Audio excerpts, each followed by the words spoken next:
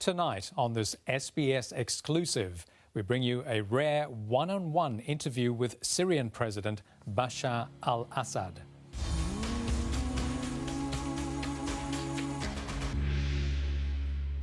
After 2 years of negotiations, SBS reporter Luke Waters has secured an exclusive Australian first, a 25-minute sit-down with the Syrian President Bashar al-Assad. The interview came with restrictions. We provided topic areas for questions and were asked to play the interview in full. These are the same conditions for all of President Assad's interviews, not just SBS.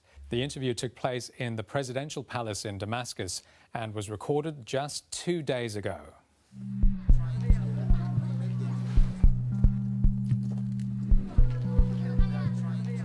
Just crossed the Lebanese border, bound for the Syrian capital of Damascus. And I was here just a few months ago covering the humanitarian crisis and even spent some time embedded on the front line of the battlefield. But this trip will be very different. I've finally been granted a sit-down interview with the Syrian President Bashar al-Assad. And I'm intrigued to hear what this man has to say after presiding over this country for more than 5 years of bloodshed and destruction. Mr. President, thank you for speaking with SBS Australia. You're most welcome. It's now more than 5 years since the Syrian crisis began. It's estimated somewhere around 250,000 people have been killed, many of them civilians. There's an undeniable humanitarian disaster. How far into the crisis do you think you are, and is there an end in sight? Of course there's insight, and the solution is very clear. It's simple yet impossible. It's simple because the solution is very clear. How to make it discussion between the Syrian dialogue between the Syrian about the political process, but at the same time fighting the terrorism and the terrorists in Syria. Without fighting terrorists, you cannot have any real solution.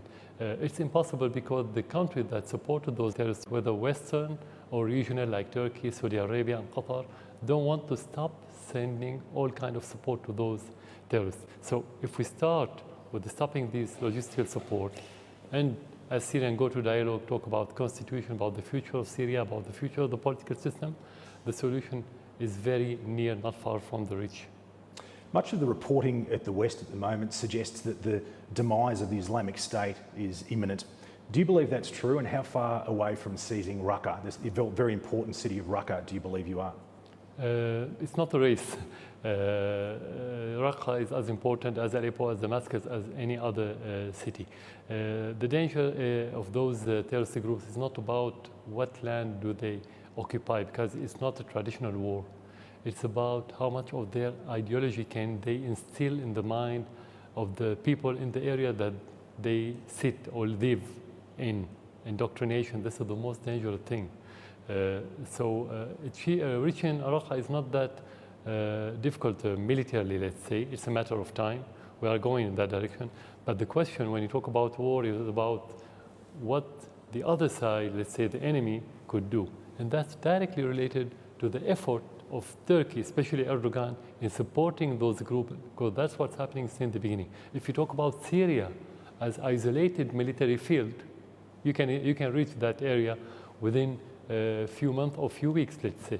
But without taking into consideration the Turkish effort in supporting the terrorists, any answer would be far cry from the reality, unfactual answer.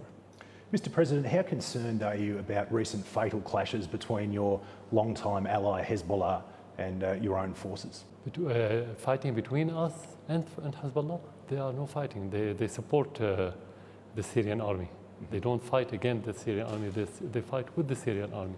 The Syrian army and Hezbollah, with the support of the Russian Air Forces, we are fighting all kinds of terrorist groups, whether ISIS or Al-Nusra, or other affiliated group with Al-Qaeda that's affiliated automatically to Al-Nusra and ISIS. So there have been some recent reports of clashes between. Are those reports incorrect? No, they are talking not about clashes, about, let's say, differences in different opinions. That's not true. And if you look at the meeting that happened recently between the Minister of Defense in Iran, in Tehran, Syrian, Russian, and Iranian. And this means there's a good coordination regarding fighting terrorism. To be clear, do you categorise all opposition groups as terrorists? No, definitely not. No. When you talk about opposition group that adopt the political means, they're not terrorists. Whenever you hold machine guns or any other armaments, and you terrorize people, and you attack civilians, and you attack public and private properties, you are terrorists. But if you talk about opposition, when you talk about opposition, it must be Syrian opposition. It cannot be a surrogate opposition that work as a proxy to other countries like Saudi Arabia or any other country. It must be Syrian opposition that's related to its Syrian grassroots. Like in your country, it's the same, I think. You said recently that the ceasefire offered Syrian people at least a glimmer of hope. How, 5 months on, do you think that hope is going? Yeah, it is. It's still working, this ceasefire. But we don't have to forget that terrorist groups violate this agreement on a daily basis. But at the same time, we have the right, according to that agreement, to retaliate whenever the terrorists attack our government forces. So actually, you can say it's still working in most of the areas, but in some area, it's not. There are various accounts of how the Syrian crisis began. Some say it was children graffitiing anti-government slogans and they were dealt with brutally by the government. I understand you don't accept that narrative. How, in your view, did the crisis begin? It's a mixture of many things. Some people demonstrated because they needed reform. We cannot deny this. We cannot say, no, everybody was a terrorist or everyone was mercenary. But the majority of those demonstrators, I'm not talking about the genuine demonstrators, were paid by Qatar in order to demonstrate. Then later they paid by Qatar in order to revolt with armaments. And that's how it started, actually. The story of a children being attacked, this is an elusive story. It didn't happen. Of course, you always have, let's say, mistakes happening in the practice on the ground, like what happened in the United States recently during the last year. But this is not a reason for people to hold machine guns and kill policemen and soldiers and so on. You do say that some of these people legitimately needed reform. Was that as a result of any heavy-handedness from your government at all? No, we had the reform in Syria started mainly after 2000, in the year 2000. Some people think it was slow, some people think it was too fast. This is subjective, not objective. But we were moving in that regard.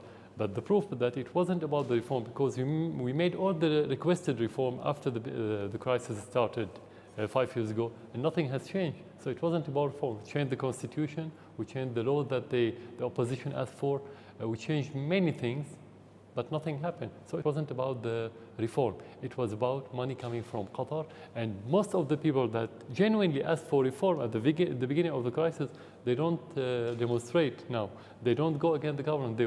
They cooperate with the government. They don't believe, let's say, in the political line of this government. And this is their right, and that's natural. But they don't work against the government or against the state institutions. So they distinguish themselves from the people who supported the terrorists. How do you respond to the fact that some of your own ministers defected and cited brutality as a reason? Actually, they defected because they've been asked to do so by some of them Saudi Arabia, some of them by France. It depends on the country they belong to. And now they are belonging to that so-called opposition that belonged to those countries, not to the Syrian. They have no values in Syria. So we wouldn't worry about that. It didn't change anything. I mean, it didn't affect the fact or the reality in Syria. One of your main backers, Russia, has called for a return to the peace talks. Do you think that's a good idea? You mean in Geneva? Yes. Yeah, of course, we support every talk with every Syrian party. But in reality, those talks hasn't been started yet.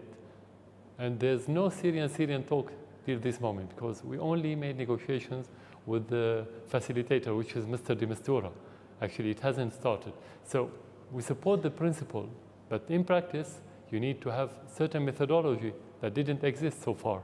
So we need to start, but we need to have the basic principles for those negotiations to be fruitful.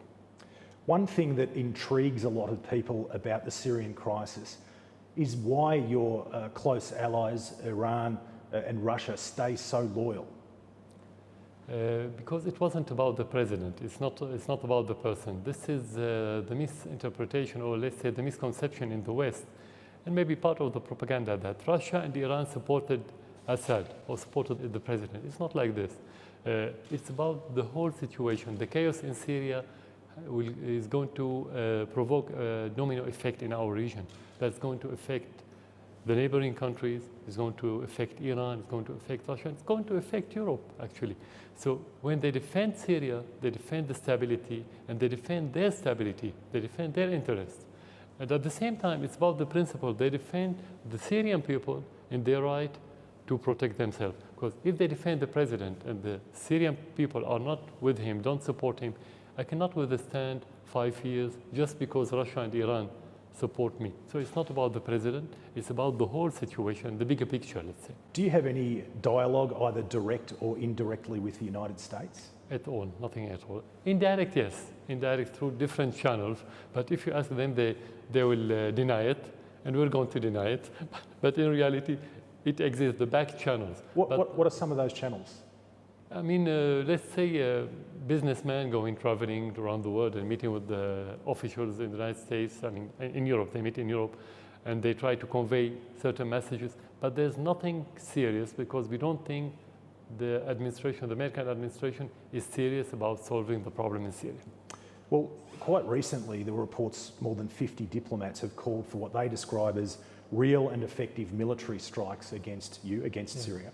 Does this in any way concern you, and do you think it signals a more aggressive policy from the United States towards Syria moving forward? No, warmongers in every American administration always exist. It's not something new. But we wouldn't give a fig, let's say, about this communique, because it's not about this communique, it's about the policy, it's about the actions. The difference between this administration and the previous one, Bush's one, that Bush sent his troops, this one is sending mercenary, and turn blind eye to what Saudi Arabia and Turkey and Qatar did since the beginning of the crisis. So it's the same policy. It's a militaristic policy, but in different ways. So this communique is not different from the reality on the ground. This is asking for war, and the reality is a war. You refer to the previous government, the Bush government. There are some who say one of the reasons you've survived as long as a government has been America's reluctance to get on the ground in another war in the Middle East. Do you not accept that based on what you're saying? Yeah, the American administration since the 50s are very famous of creating problems, but they never solve any problem. And that's what happened in Iraq. Bush invaded Iraq. In a few weeks, he could occupy Iraq. But then what's next? It's not about occupying. This is a great power. We're not a great power. So it's not about America occupying Syria. What's next? What do they want to achieve? They haven't achieved anything. They have failed in Libya, in Iraq, in Yemen, in Syria, everywhere. They only created chaos. So if the United States want to create more chaos, it can. It can create chaos. But can they solve the problem? No. Do you have a preference who wins the upcoming US election? Actually, no, we never bet on any American president, because usually what they say in the campaign is different from their practice after they become president, and Obama is an example. So we don't have to wait. We have to wait and see what policy they're going to adopt, whoever wins the elections. So you can see a circumstance where Syria would work collaboratively with the United States and the West? We don't have problem with the United States. They're not our enemy. They don't occupy our land. We have differences, and those differences goes back to the 70s and maybe before that. But we in many different times, let's say, and events and circumstances, we had cooperation with the United States. So we're not against this cooperation, but this cooperation means talking about and discussing and working for the mutual interest, not for the interest at the expenses of our interests. That's it. So we don't have a problem. Mr. President, you've spent a lot of time yourself, as you've just said, in the United Kingdom. Can you see there being any repercussions for Britain's decision to exit the European Union for Syria and for the Syrian crisis? Maybe I don't think I can elaborate about that as it's a British issue. I'm not British, neither European, but at the same time I can say that this surprising maybe result has many different components, whether they're internal as economic and external as the worry from the terrorism, security issues, refugees, and so on. But this is indication for us as those officials who used to give me the advice about how to deal with the crisis in Syria and say Assad must go and he's disconnected, proven that to be disconnected from the reality. Otherwise, they wouldn't have asked for this referendum. But I think this is a revolt of the people there against, I would call them sometimes second-tier politicians. They needed special, let's say, statecraft official to deal their country. If another administration came and understand that the issue of refugees and security is related to the problem in our region, this is where you're going to have different policies that will affect us positively.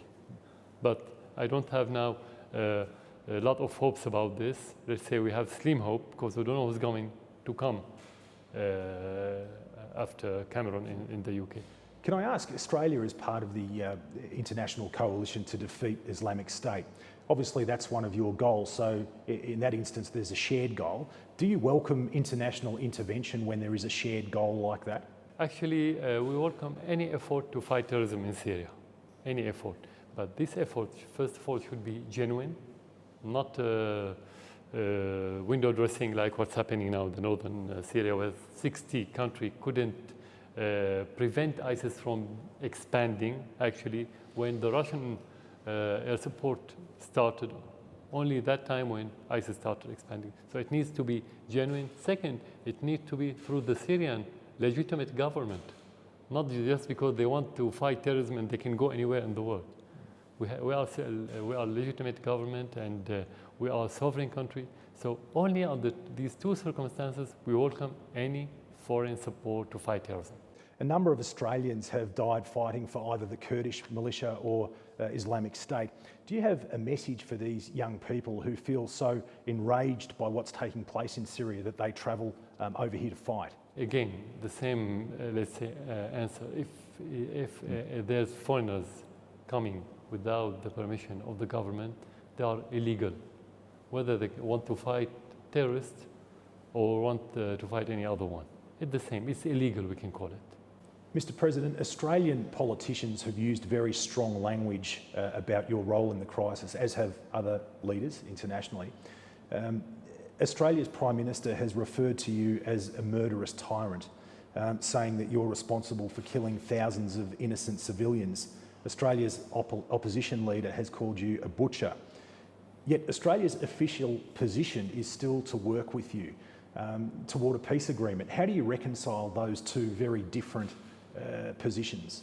Actually, this is the double standard of the West in general. They attack us politically and they send us the officials to deal with us under the table, especially the security, including your government. They all do the same. They don't want to upset the United States. Actually, most of the Western officials, they only repeat what the United States want them to say. This is the reality. So I think these statements, just I can say they are disconnected from our reality, because I'm fighting terrorists. Our army fighting terrorists. Our government is against terrorists. The whole institution are against terrorists. If you call fighting terrorism a butchery, that's another issue. Australia has agreed to take in an additional 12,000 Syrian refugees. Some have already arrived. Do you have a message for the Syrians, many of whom still say they love Syria and they want to return? Do you have a message to those people as they settle in Australia and other countries around the world? Actually, you mentioned a very important point. Most of the refugees that left Syria, they wanted to come back to Syria. So any country that helped them enter their new country, let's say their new homeland, is welcome as a humanitarian action. But again, there's something more humanitarian and less costly, is to help them stay in their country, help them going back by helping the stability in Syria, not giving any umbrella or support to the terrorists. That's what they want. They want the Western government to take decisive decision against what Saudi Arabia and other Western countries like France and UK doing in order to support the terrorists in Syria against the government, just to topple the government. Otherwise, those Syrians wouldn't have left Syria. Most of them, they didn't leave because they are against the government or with the government. They left because it's very difficult to live in Syria these days. Do you hope these people will return, and would you facilitate for them to return? Definitely. I mean, losing people as refugees is like losing human resources. How can you build a country without human resources? Most of those people are educated, well-trained, they have their own business in Syria, in different domains. You lose all this, of course we need. The Commission for International Justice and Accountability says there are thousands of government documents which say has proved your government sanctioned mass torture and killings. In the face of that evidence, how do you say that no crimes have taken place? And I point also to other independent organisations which are critical of deliberate targeting of hospitals. Do you concede that some mistakes have been made as you've targeted some of these rebel-held areas? You are talking about two different things. Yes. One of them, the first one is the reports. The most important report that's been financed by Qatar, just to defame the Syrian government. And they have no proof who took the picture, who are the victims in those pictures, and so on. Like you can forge anything if you want now on the computer. So it's not credible at all. Second, talking about attacking hospitals or attacking civilians. The question, the very simple question is, why do we attack hospitals and civilians? I mean, the whole issue, the whole problem in Syria started when those terrorists wanted to win the hearts of the Syrians. So attacking hospitals or attacking civilians is playing into the hands of the terrorists. So if we put the values aside now for a while, let's talk about the interest. No government in this situation have any interest in killing civilians or attacking hospitals. Anyway, if you attack hospitals, you can use any building to be a hospital. No, these are anecdotal claims, mendacious statements, I can say. They're not credible at all. We're still sending vaccines to those areas under the control of the terrorists. So how can I send vaccines and attack the hospitals? This is contradiction. Mr. President, as a father and as a man, has there been one anecdote, one story, one image from the crisis which has affected you personally more than others? Definitely. Definitely. We are human, and I'm Syrian like the other Syrian. I will be more sympathetic with any Syrian tragedy affecting any person or family. And in this region, we are very emotional people, generally. But as an official, I'm not the only person, I'm official. As an official, the first question you ask when you have that feeling is what are you going to do? What are you going to do to protect other Syrians from the same suffering? That's the most important thing. So that's what can, I mean, this feeling, this sad feeling, this painful feeling is incentive for me to do more. It's not only a feeling. What's your vision for Syria? How do you see things in 2 to 3 years? After the crisis, or so the first thing we would like to see is to have Syria stable as it used to be before, because it was one of the most stable country and secure country around the world, not only in our region. So this is the first thing. If you have this, you can have other ambitions. Without it, you cannot. I mean, if you have it, the other question, how to deal with the new generation that live the life of killing, that saw the extremism or learned the extremism or indoctrinated by Al-Qaeda affiliated groups and so on. This is another challenge. The third one, bringing back those human resources that left as refugees in order to rebuild Syria. Rebuilding the country as building and so on, our infrastructure is very easy. We are capable of doing this as Syrians. The challenge is about the new generation. How do you think history will reflect on your presidency? What I wish is to say that this is the one who saved his country from the terrorists and from the external intervention. That's what I wish about. Anything else would be left to the judgment of the Syrian people, but this is my only wish.